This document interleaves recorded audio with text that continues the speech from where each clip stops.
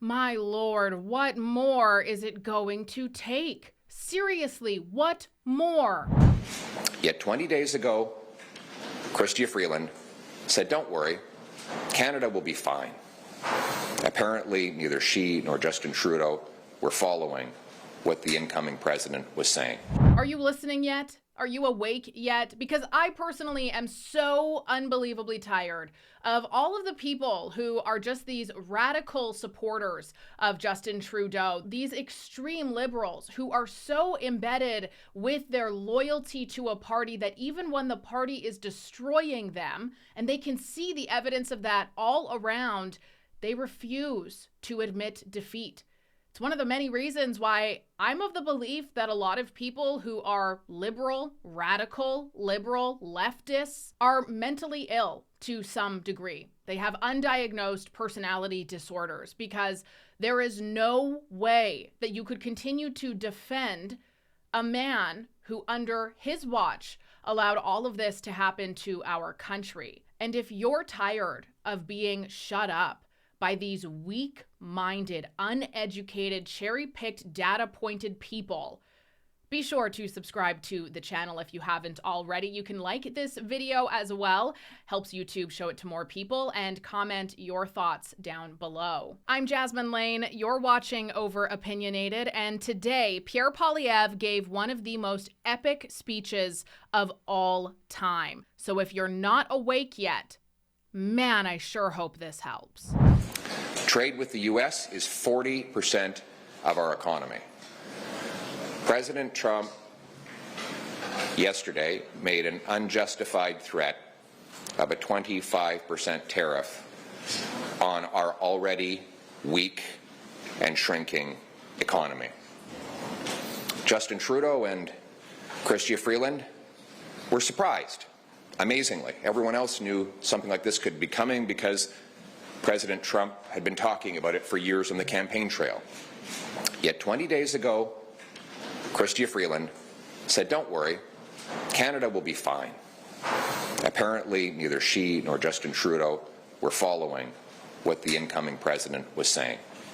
And now we must take account and we must be honest with our unprecedented weakness. There's a little bit of a conspiratorial part of my brain that is thinking the reason why Justin Trudeau allowed for such insane immigration to come into our country was because by doing that, you could statistically put off saying that Canada is in a recession. You could statistically put off saying that we're really struggling because our economy numbers versus the amount of people here actually aren't accurately reflected when you factor in all of the immigration. If we look at just the amount of people who file taxes, what their incomes are, what they paid, and then the economy, you will see a very, very different picture versus factoring in the entire population of the country at the moment. That, or possibly the reason for such an excess of immigration was because when you bring in new people, ideally those people have money. They have new money to bring into the economy. So perhaps they were even trying to avoid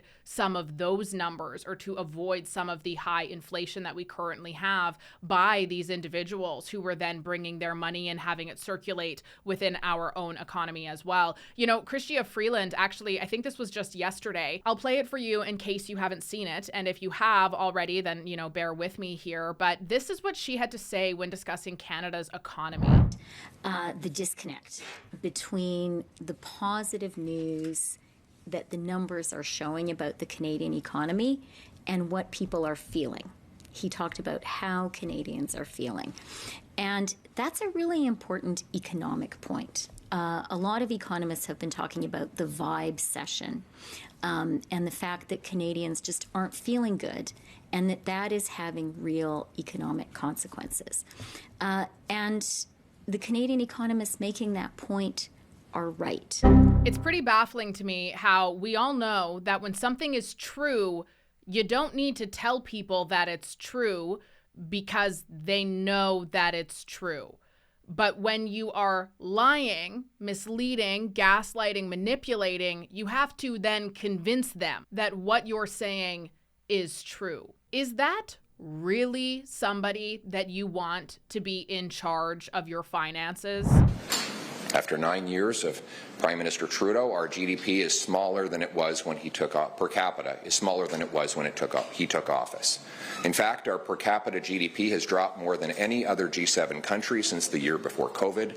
We have the most indebted households. We've had the worst housing inflation. A quarter of our people are in poverty.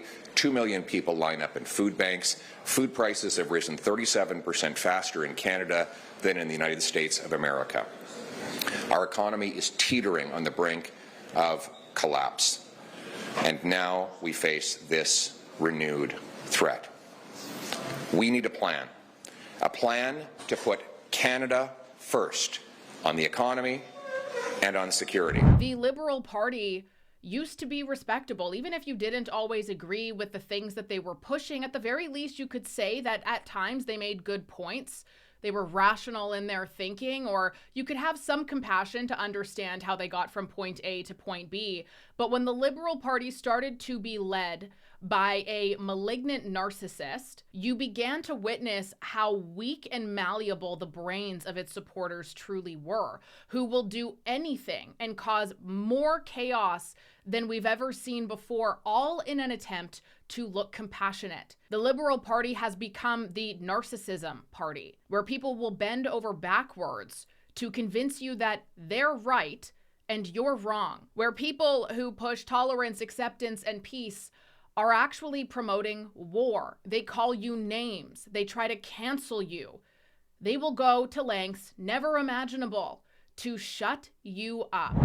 So, to start with, on the economy, I'm calling on Prime Minister Trudeau to put partisanship aside and in the spirit of Team Canada to accept that he cannot go ahead with quadrupling the carbon tax to 61 cents a litre. This was an irresponsible policy to begin with, but combining this kind of crippling energy tax increase with potential tariffs from Donald Trump would push our economy into a nightmare and a tailspin. Let's not forget, too, that the carbon tax, no matter how much the Liberals want to try to manipulate and mislead you when they are asked about this in the House, they keep running off the exact same numbers that have since been corrected, have since had more insight given to them, more context, which very clearly states that the carbon tax is doing nothing. There has been no factual evidence, data, statistics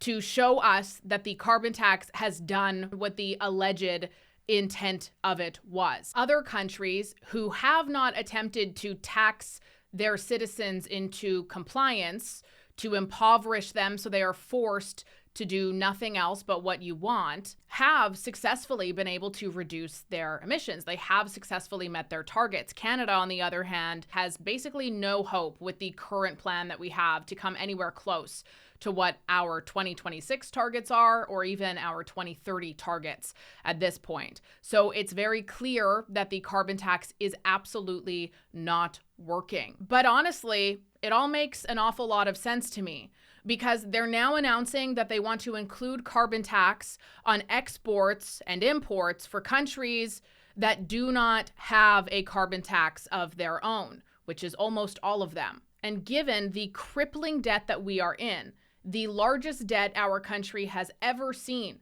larger than any past prime minister combined. It was reported just last year alone that the government pocketed roughly $2 billion from the carbon tax. What did they do with that money? Well, we haven't seen any new green energy solutions popping up. We've seen a lot of other things that are pretty irrelevant to that particular issue that have just really hurt our society more than done any good for it. So of course they want to increase their carbon tax. Look at the money that they're making off of it. $1 billion, that can go somewhere in paying down your multi-trillion-dollar debt. And you know what? If they were at least honest about that, I might have a little bit more respect for that. Like, you can stop this whole carbon narrative. We know that the reason why you imposed this on us was solely to find an excuse that the public would believe into why they need to pay more for something so that you can pay off your unbelievable debt. So, let's put partisanship aside and axe the tax. Second, Prime Minister, has to put aside partisanship and, in the spirit of Team Canada, cancel his energy cap, which would see Alberta and Saskatchewan produce 35% less energy at a time when we need those jobs. It is our biggest industry and our biggest export. The incoming American president says he wants to cut gas prices in half. Well, the only way to do it will be to import more clean Canadian energy, so the Prime Minister has to stop this assault on our biggest industry. Next, he has to cancel all tax increases on work, investment, and making stuff in Canada. Finally, he needs to renew and restart the commitment to end the softwood lumber tariffs and the Buy America policies, just like Stephen Harper was successful in doing, even though Justin Trudeau has not been able to do that under 3 presidents and 9 years. On security, about a week ago, Justin Trudeau admitted that he broke our immigration system, and that brings new challenges. His own published documents show there are 4.9 million people here temporarily that are supposed to leave by December 31st of next year, 13 months from now. 4.9 million people.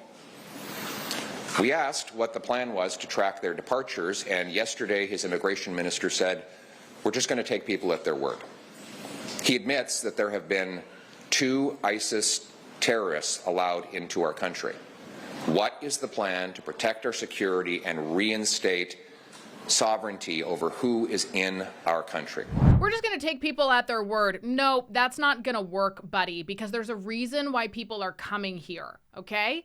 And they don't want to leave. We saw this perfect example. Over 14,000 international students who, according to their visa, after they are finished their studies, have to go home. 14,000 have since applied for refugee status in Canada. Why? Because they don't want to go home. They came here, they got to study here, cool, and their ultimate goal was to live here, and that getting a student visa is significantly easier than any other type of visa, so that was what they opted for. So we are already seeing this whole, we're just going to take their word for it, to be an absolute failure. Military. Justin Trudeau has demolished our military with poor decisions, botched procurements, and wasted money. One thing he could do today is announce that his planned billion-dollar cut to the military is cancelled, and then present a real plan to reallocate money away from lower priorities towards rebuilding our military and reinforcing our military security over North America. And finally, on drugs.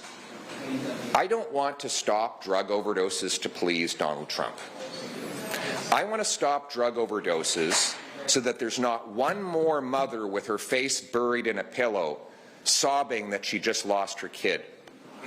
After 47,000 other Canadians have died, that's more than we lost in the Second World War.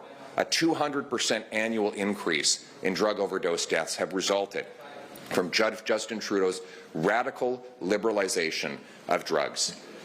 Justin Trudeau must put partisanship aside, not just for the sake of Team Canada, but for the sake of our people, and fully reverse his liberalization of drugs.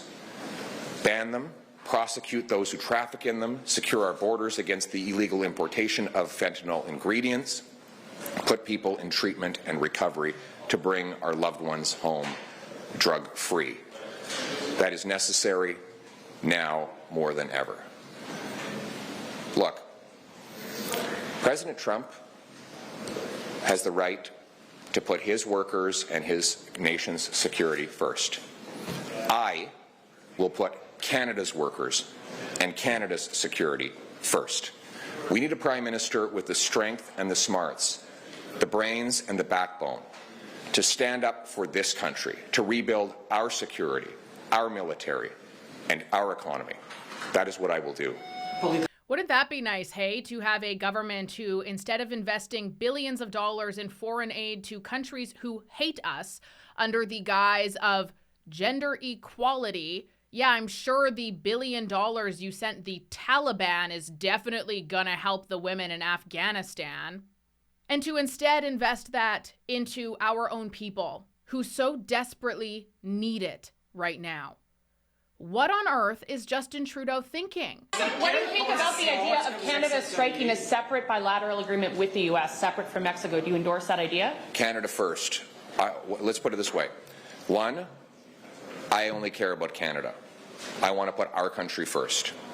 Two, America is responsible for over 60% of our trade. We trade more with the U.S. than we do with the rest of the world combined. I will do what is necessary to preserve and protect that relationship above all others. $250 checks. Has your party decided if you support them? And can you also respond to the demands from the Bloc and NDP to expand it even further? So, first of all, we will make our final decision and formalize it tomorrow at our caucus meeting, as always. But with our GDP collapsing, with $500 billion pouring out of our country, and with Canadians lined up at food banks, our priority is not to save you 10 cents on a bag of potato chips right before quadrupling the carbon tax on your heat, housing, gas, and groceries. What we need is a real common sense plan to slash bureaucracy and waste in order to bring down taxes, inflation, and interest rates. Thanks for watching another episode of Over Opinionated. It would mean the world to me if you hit that subscribe button, share this video with people who you think could maybe benefit from hearing all of this information, and also like the video because that will help YouTube show it to more people. And of course, we need to have as many eyes as possible in order to really bring some true change and insight into the experiences that we are dealing with that so many people turn a blind eye to or try not to pay attention to. But when you don't pay attention to them, things turn very quickly. I'm Jasmine Lane. Thank you so much for watching up until this point, and I will talk to you very soon.